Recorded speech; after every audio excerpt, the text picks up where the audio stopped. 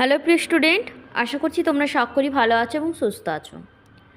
আজকে আমি নবম শ্রেণীর পাঠ্য একটি ছোট্ট কবিতা রবীন্দ্রনাথ ঠাকুরের লেখা খেয়া, এই কবিতার কিছু গুরুত্বপূর্ণ সংক্ষিপ্ত প্রশ্ন এবং তার সাথে সাথে তার উত্তরও কিন্তু আলোচনা করে দেব।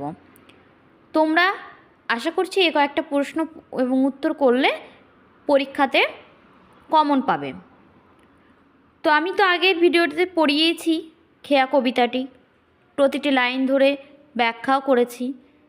তো যারা যারা ওই ভিডিওটা দেখোনি অবশ্যই একবার গিয়ে ওই ভিডিওটা দেখে নাও, তাহলে কিন্তু তোমাদের প্রশ্ন উত্তরগুলো খুব সহজ মনে হবে। চলো শুরু করি আজকের প্রশ্ন উত্তর। 1 নম্বর প্রশ্নে রয়েছে খেয়া কবিতাটি কার লেখা? কার লেখা? আমি প্রথমেই বললাম কবিগুরু রবীন্দ্রনাথ ঠাকুরের লেখা। 2 নম্বর প্রশ্ন দেখো কি এসেছে, রবীন্দ্রনাথের কোন কাব্যগ্রন্থে খেয়া কবিতাটি সংকলিত হয়েছে? কোন কাব্যগ্রন্থ? কাব্যগ্রন্থের নাম কি ছিল? চৈতালি কাব্যগ্রন্থ। আমি আমার প্রতিটি ভিডিওতেই বলে থাকি তোমাদের, প্রতিটি গল্পের, প্রতিটি কবিতার কাব্যগ্রন্থের নামগুলো অবশ্যই মাথায় রাখবে। যদি কোনো সাল থাকে সেই সালগুলো মানে প্রকাশকালগুলো থাকে সেগুলো কিন্তু মনে রাখার চেষ্টা করবে। পরীক্ষাতে MCQ হোক SAQ হোক এগুলো নিয়ে কিন্তু আসে।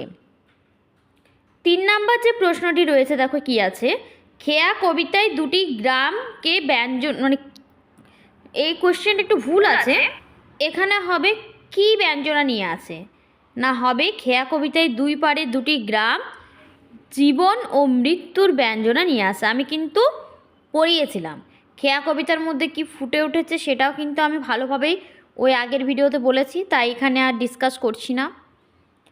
4 নম্বর প্রশ্ন রয়েছে চিরদিন খেয়া চলে বলতে কবি কি বোঝাতে চেয়েছেন? বলছে চিরদিন খেয়া চলে, খেয়া মানে তো নৌকা। চিরদিন খেয়া চলাচলের মধ্য দিয়ে কবি আবহমানকাল ধরে জীবন প্রবাহ বয়ে চলাকে বোঝাতে চেয়েছেন। আমাদের যে জীবন সেটা তো আর থেমে নেই, ঘড়ির কাঁটা যেমন থেমে থাকে না, আমাদের জীবনও সেরকম থেমে নেই, তোমরা প্রত্যেকেই জানো। চলছে চলছে সেরকম বলছে খেয়া নৌকাটিও কিন্তু আমাদের জীবনের মতোই চলছে, মানে এই খেয়া নৌকাটির সাথে কিন্তু আমাদের বাস্তব জীবনের তিনি তুলনা করেছেন, মানে আমাদের বাস্তব জীবনটাকে ফুটিয়ে তুলেছেন আর কি। 5 নম্বর প্রশ্ন দেখো চলে এসেছে, দ্বন্দ্ব ও সর্বনাশের ছায়া কোথায় কেন পড়ে? দ্বন্দ্ব মানে তো আমি বলেইছিলাম ঝগড়া ঝামেলা, সর্বনাশের ছায়া বলছে কোথায় কেন পড়ে? উত্তরটা কি হবে? উত্তর হবে সাম্রাজ্যবাদী আগ্রাসন ও পারস্পরিক স্বার্থের সংঘাত পৃথিবীর বুকে ছায়া ফেলে। 6 নম্বর প্রশ্ন দেখো, খেয়া কবিতায় কোন জীবনের কথা ফুটে উঠেছে? না, খেয়া কবিতায় বৃহৎ অখণ্ড জীবনের কথা ফুটে উঠেছে, যেটা কিন্তু খণ্ড নয়, অখণ্ড জীবনের কথা কিন্তু ফুটিয়ে তুলতে চেয়েছেন কবি এই খেয়া কবিতার মধ্য দিয়ে। খেয়া কবিতাটি দেখতে ছোট হলো, আমি বারে বারেই বলে থাকি যে একটা ছোট্ট কবিতার ভেতরেও কবি অনেক কিছু বোঝাতে চান, অনেক কিছু বলতে চান। তো সেই কবিতার ভেতরে যে অর্থগুলো যারা উপলব্ধি করতে পারে তারাই কিন্তু তাদের কাছে কবিতাটি খুব ব্যাপক মনে হয়, যারা পারে না তাদের কাছে ভালো লাগে না, তাই না? দেখবে আমাদের কাছে সবসময় গল্পটাই মনে হয় বেটার বা বেস্ট, কবিতাটা এতটা না। কেন বলো তো? কবিতাটা আমরা ভালোভাবে বুঝতে পারি না। দেখো নেক্সট প্রশ্ন, কীভাবে নতুন নতুন ইতিহাস গড়ে ওঠে? এটা কিন্তু খুব গুরুত্বপূর্ণ একটা প্রশ্ন। না, উত্তর হবে পারস্পরিক দ্বন্দ্ব সংঘাতের সর্বনাশকে অতিক্রম করে মানব সভ্যতায় রচিত হয় এক নতুন ইতিহাস। কিভাবে নতুন নতুন ইতিহাস গড়ে উঠেছে এই উত্তরটা লিখতে হবে।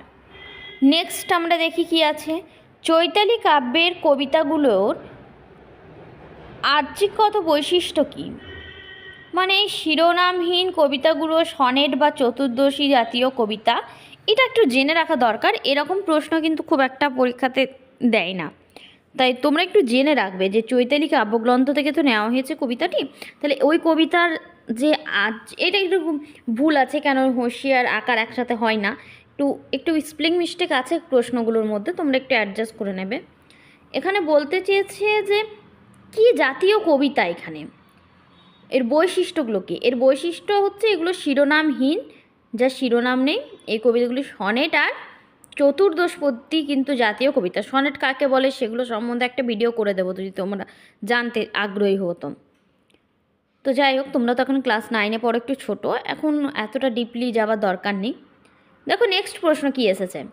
খেয়া যাত্রীরা সকাল থেকে সন্ধ্যা অবধি হবে, অবাধি আছে এখানে, দেখবে কি করে না, খেয়া যাত্রীরা সকাল থেকে সন্ধ্যা অবধি নদী পারাপারের মাধ্যমে আনাগোনা করে। ওই পাড়ের মানুষ এপারে আসে, বিভিন্ন কাজে যায়, ওই পাড়ের মানুষ এপারে আসে, বিভিন্ন কাজে যায়, এভাবে কিন্তু আনাগোনা করে। আনাগোনা অর্থাৎ যাওয়া আসা করে। নেক্সট প্রশ্ন, পৃথিবীতে কিভাবে নতুন নতুন ইতিহাস গড়ে উঠেছে? Very very important. না, পৃথিবীতে কত দ্বন্দ্ব, কত সর্বনাশের ঘটনা ঘটছে এবং সেগুলোই নতুন নতুন ইতিহাস গড়ছে। সেগুলোই তো নতুন নতুন ইতিহাস গড়ছে। এক সিংহাসনের লোভে কাউকে কেউ হত্যা করছে, মারছে। এখানে তো ওইটাই বোঝাতে চেয়েছেন কবি। তো যাই হোক, নেক্সট প্রশ্ন দেখো, কিভাবে কত সোনার মুকুট ফুটছে আর টুটছে? ফুটছে মানে নতুন নতুন গড়ে উঠছে, আর টুটছে মানে ভাঙছে। কীভাবে না, রাজত্ব অর্জনের রক্তক্ষয়ী সংগ্রামে যে রক্ত প্রবাহ ছুটছে তাতে কে হচ্ছে রাজা, কারো বা টুটছে রাজশক্তি, তাই না? কারো টুটছে রাজশক্তিটা, টুটছে, তার জন্য রক্তপ্রবাহ হচ্ছে, মারামারি হচ্ছে, ঝগড়া হচ্ছে, কেউ বলছে আমি সিংহাসনে বসবো, কেউ বলছে আমি বসবো, তার ফলে কেউ রাজা হচ্ছে আর কারো কিন্তু রাজশক্তিও চলে যাচ্ছে। তো এই কয়েকটি কিন্তু প্রশ্ন গুরুত্বপূর্ণ। তোমরা একটু ডিপলিভাবে কবিতাটি ভালোভাবে পড়ো, আমার আগের ভিডিওটা দেখো, দেখবে অনেক কিছুই তোমাদের সহজ মনে হবে। আমার আজকের এই ছোট্ট ভিডিওটি কিন্তু এই পর্যন্তই থাকলো। আর তোমাদের যদি ভালো লেগে থাকে অবশ্যই চ্যানেলটিকে সাবস্ক্রাইব করে দেবে, তাহলে এরকমই কিন্তু তোমাদের প্রশ্ন উত্তর খুব তাড়াতাড়ি আমার চ্যানেলে পেয়ে যাবে। তোমরা ভালো থাকবে, সুস্থ থাকবে।